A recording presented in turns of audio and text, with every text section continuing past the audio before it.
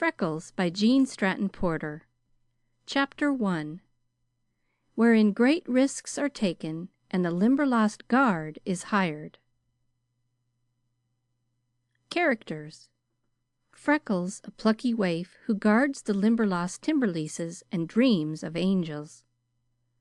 The Swamp Angel, in whom Freckles' sweetest dream materializes. McLean, a member of a Grand Rapids lumber company who befriends Freckles. Mrs. Duncan, who gives mother love and a home to Freckles. Duncan, head teamster of McLean's timber gang. The Bird Woman, who is collecting camera studies of birds for a book. Lord and Lady O'More, who come from Ireland in quest of a lost relative. The Man of Affairs, brusque of manner but big of heart. Wessner, a Dutch timber thief who wants rascality made easy. Black Jack, a villain to whom thought of repentance comes too late. Sears, camp cook. Freckles came down the corduroy that crosses the lower end of the Limberlost. At a glance he might have been mistaken for a tramp, but he was truly seeking work.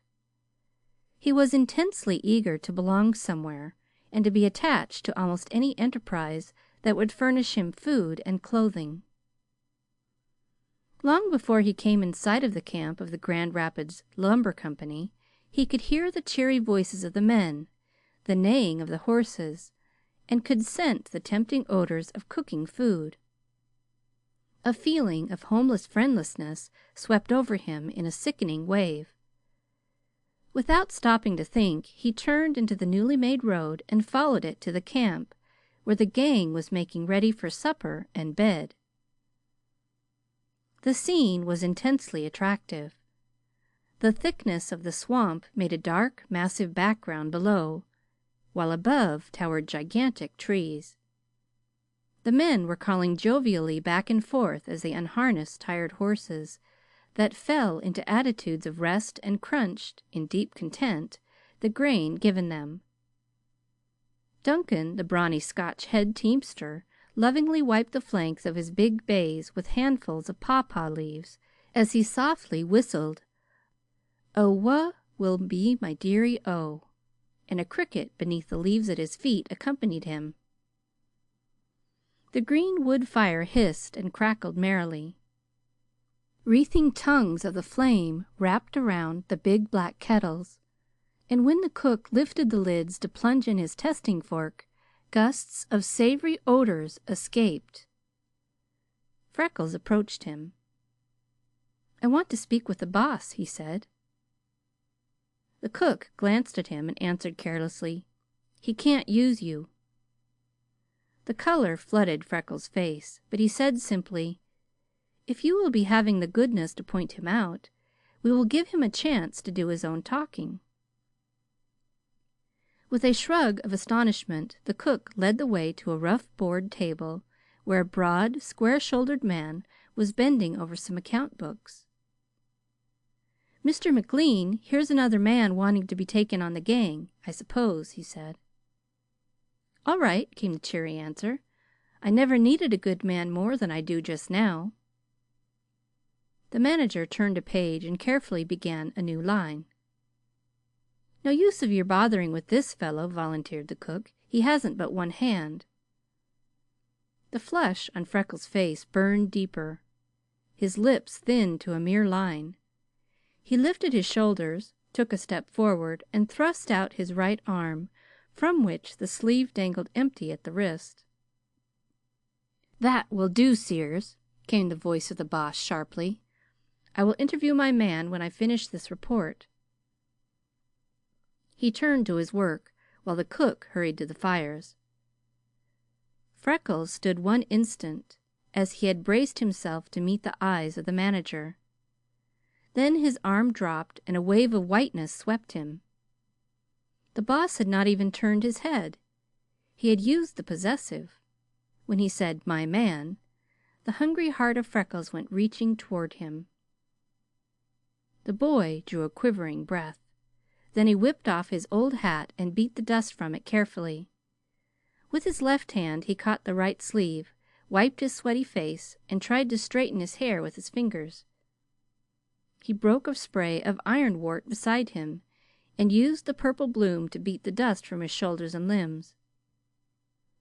The Boss, busy over his report, was nevertheless vaguely alive to the toilette being made behind him, and scored one for the man.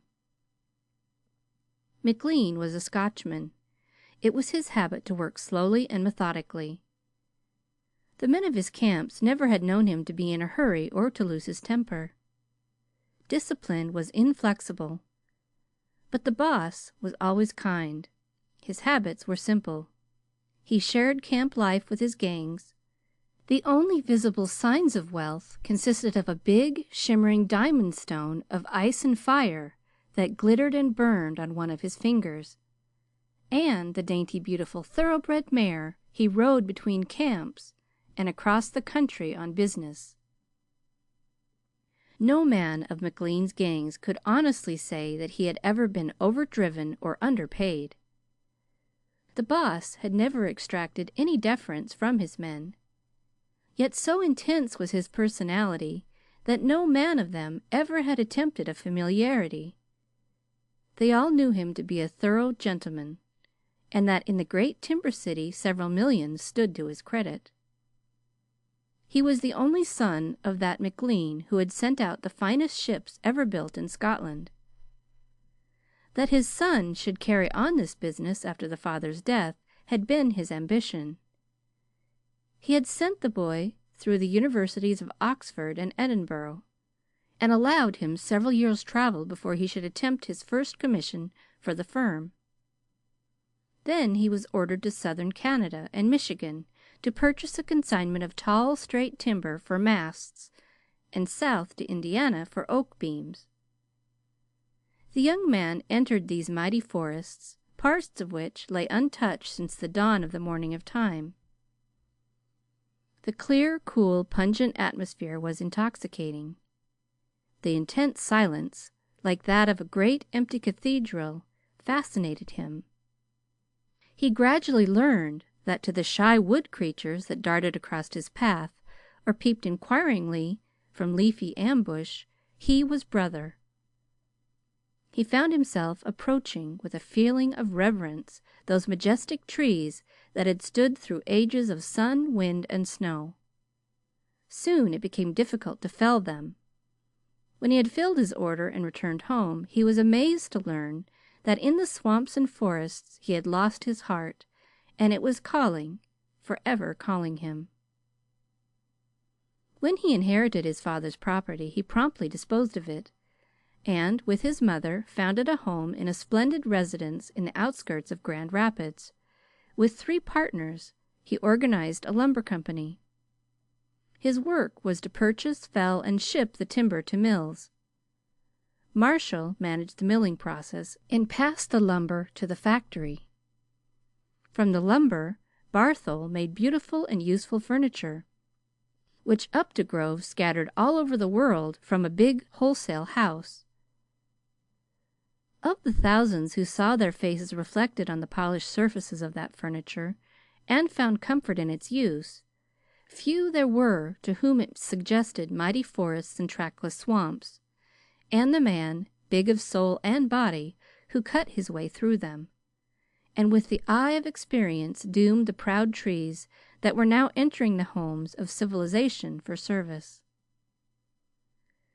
When McLean turned from his finished report, he faced a young man, yet under 20, tall, spare, heavily framed, closely freckled, and red-haired, with a homely Irish face, but in the steady gray eyes, straightly meeting his searching ones of blue, there was unswerving candor and the appearance of longing not to be ignored. He was dressed in the roughest of farm clothing and seemed tired to the point of falling. "You are looking for work?" questioned McLean. "Yis," answered Freckles. "I am very sorry," said the Boss, with genuine sympathy in his every tone, But there is only one man I want at present, a hearty big fellow with a stout heart and a strong body. I hoped that you would do, but I am afraid you are too young and scarcely strong enough." Freckles stood, hat in hand, watching McLean. "And what was it you thought I might be doing?" he asked. The Boss could scarcely repress a start. Somewhere before accident and poverty there had been an ancestor who used cultivated English, even with an accent. The boy spoke in mellow Irish voice, sweet and pure. It was scarcely definite enough to be called brogue, yet there was a trick in the turning of the sentence, the wrong sound of a letter here and there, that was almost irresistible to McLean, and presaged a misuse of infinitives and possessives with which he was very familiar, and which touched him nearly. He was of foreign birth, and despite years of alienation, in times of strong feeling he committed inherited sins of accent and construction. "It's no child's job," answered McLean. "I am the field manager of a big lumber company. We have just leased 2,000 acres of the Limberlost. Many of these trees are of great value. We can't leave our camp 6 miles south for almost a year yet, so we have blazed a trail and strung barbed wire securely around this lease. Before we return to our work, I must put this property in the hands of a reliable, brave, strong man who will guard it every hour of the day, and sleep with one eye open at night. I shall require the entire length of the trail to be walked at least twice each day, and to make sure that our lines are up and that no one has been trespassing." Freckles was leaning forward, absorbing every word with such intense eagerness that he was beguiling the Boss into explanations he had never intended making. "But why wouldn't that be the finest job in the world for me?" he pleaded. "I am never sick. I could walk the trail twice, 3 times every day, and I'd be watching sharp all the while." "It's because you are scarcely more than a boy, and this will be a trying job for a work-hardened man," answered McLean. "You see, in the first place, you would be afraid. In stretching our lines we killed 6 rattlesnakes almost as long as your body and as thick as your arm. It's the price of your life to start through the marsh grass surrounding the swamp unless you are covered with heavy leather above your knees.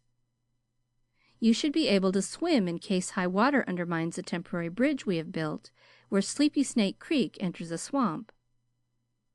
The fall and winter changes of weather are abrupt and severe, while I would want strict watch kept every day.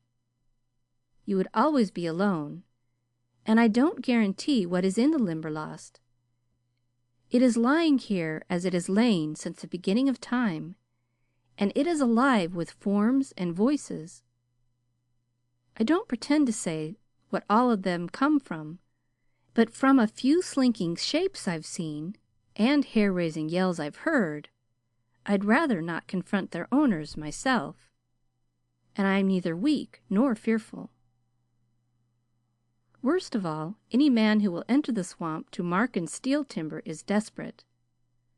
One of my employees in the South Camp, John Carter, compelled me to discharge him for a number of serious reasons.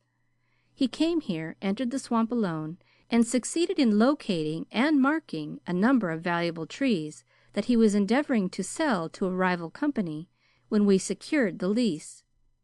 He has sworn to have these trees if he has to die or kill others to get them, and he is a man that the strongest would not care to meet." "But if he came to steal trees, wouldn't he bring teams and men enough that all anyone could do would be to watch and be after you?" queried the boy. "Yes," replied McLean. "Then why couldn't I be watching just as closely and coming as fast as an older, stronger man?" asked Freckles. "Why, by George, you could!" exclaimed McLean. "I don't know as the size of a man would be half so important as his grit and faithfulness, come to think of it. Sit on that log there and we will talk it over. What is your name?" Freckles shook his head at the proffer of a seat, and folding his arms stood straight as the trees around him. He grew a shade whiter, but his eyes never faltered. "Freckles," he said. "Good enough for every day," laughed McLean, "but I scarcely can put Freckles on the company's books. Tell me your name."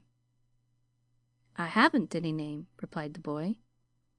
"I don't understand," said McLean.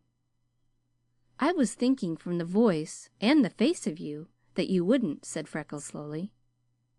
"I've spent more time on it than I ever did on anything else in all me life, and I don't understand.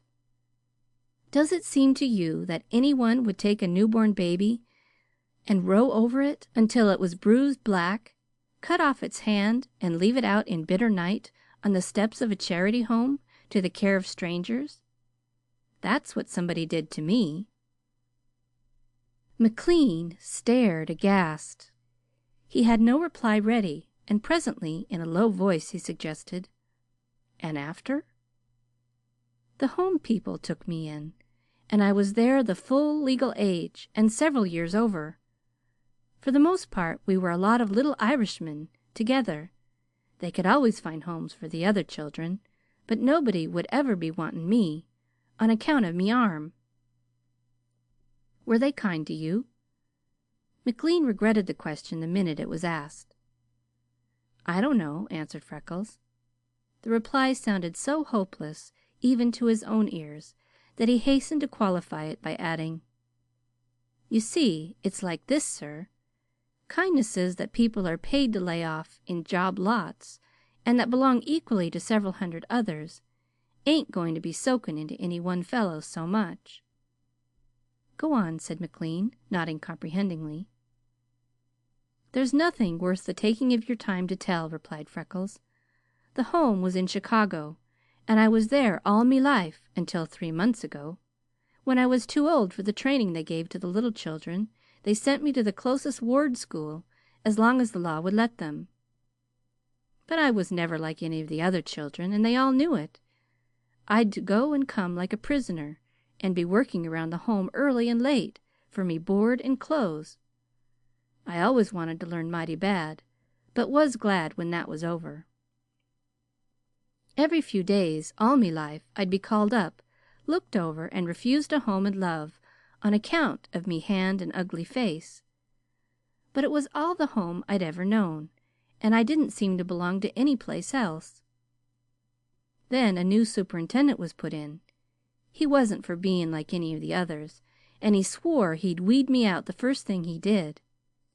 He made a plan to send me down the state to a man he said he knew who needed a boy. He wasn't for remembering to tell that man that I was a hand short, and he knocked me down the minute he found out I was the boy who had been sent him. Between noon and that evening he and his son, close my age, had me in pretty much the same shape in which I was found in the beginning. So I lay awake that night and ran away. I'd like to have squared me account with that boy before I left, but I didn't dare for fear of waking the old man, and I knew I couldn't handle the two of them. But I'm hoping to meet him alone some day before I die." McLean tugged at his mustache to hide the smile on his lips, but he liked the boy all the better for this confession. "I didn't even have to steal clothes to get rid of starting in me home ones," Freckles continued, "for they had already taken all me clean, neat things for the boy and put me into his rags. And that went almost as sore as the beatings. For where I was, we were always kept tidy and sweet smelling, anyway. I hustled clear into this state before I learned that man couldn't have kept me if he'd wanted to. When I thought I was good and away from him, I commenced hunting work. But it is with everybody else just as it is with you, sir. Big, strong, whole men are the only ones for being wanted." "I have been studying over this matter," answered McLean. "I am not so sure but that a man no older than you and similar in every way could do this work very well if he were not a coward and had it in him to be trustworthy and industrious." Freckles came forward a step. "If you will give me a job where I can earn me food, clothes, and a place to sleep," he said, "if I can have a boss to work for like other men, and a place I feel I've a right to, I will do precisely what you tell me or die trying." He spoke so convincingly that McLean believed, although in his heart he knew that to employ a stranger would be wretched business for a man with the interests he had involved. "Very well," the Boss found himself answering. "I will enter you on my payroll. We'll have supper, and then I will provide you with clean clothing, wading boots, the wire mending apparatus, and a revolver. The first thing in the morning I will take you the length of the trail myself and explain fully what I want done. All I ask of you is to come to me at once at the South Camp and tell me, as a man, if you find this job too hard for you. It will not surprise me. It is work that few men would perform faithfully. What name shall I put down?" Freckles' gaze never left McLean's face, and the Boss saw the swift spasm of pain that swept his lonely, sensitive features. "I haven't any name," he said stubbornly. "No more than one somebody clapped onto me when they put me on the home books, with not the thought or care they'd name a house cat. I've seen how they enter those poor little abandoned devils often enough to know. What they called me is no more my name than it is yours.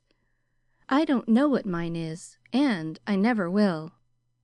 But I am going to be your man and do your work, and I'll be glad to answer to any name you choose to call me. Won't you please be giving me a name, Mr. McLean?" The Boss wheeled abruptly and began stacking his books. What he was thinking was probably what any other gentleman would have thought in the circumstances. With his eyes still downcast, and in a voice harsh with huskiness, he spoke. "I will tell you what we will do, my lad," he said. "My father was my ideal man, and I loved him better than any other I have ever known. He went out 5 years ago, but that he would have been proud to leave you his name, I firmly believe. If I give to you the name of my nearest kin and the man I loved best, will that do?" Freckles' rigid attitude relaxed suddenly. His head dropped, and big tears splashed on the soiled calico shirt. McLean was not surprised at the silence, for he found that talking came none too easily just then. "All right," he said. "I will write it on the roll. James Ross McLean." "Thank you mightily," said Freckles. "That makes me feel almost as if I belonged already." "You do," said McLean. "Until someone armed with every right comes to claim you, you are mine. Now come and take a bath, have some supper, and go to bed." As Freckles followed into the lights and sounds of the camp, his heart and soul were singing for joy.